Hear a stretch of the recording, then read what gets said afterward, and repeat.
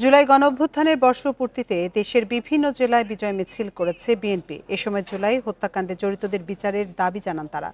সকালে মানিকগঞ্জে বিএনপির কার্যালয় থেকে মিছিল বের করে দলের নেতাকর্মীরা। মিছিলটি শহীদ রফিক সড়ক সহ বিভিন্ন সড়ক প্রদক্ষিণ করে।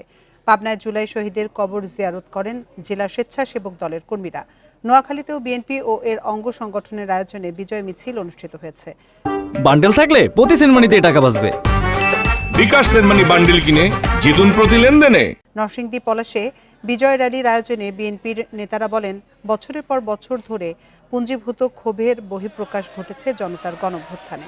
এ সময় দ্রুত নির্বাচনের মাধ্যমে গণতান্ত্রিক সরকার প্রতিষ্ঠার দাবি জানান তারা।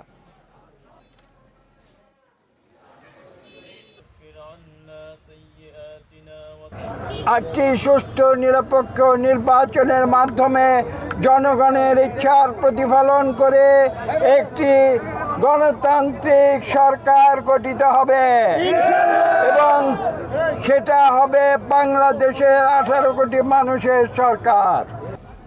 আজকে 5 আগস্ট 1 বছর 8 তারিখে আপনার বয়স। আপনাকে আমরা ভালোবাসি, আপনাকে গ্রহণ করি, আপনার কথা আমাদের পছন্দ, কিন্তু দয়া করে কারো কথায় নির্বাচন নিয়ে টাল বাহানা করবেন না।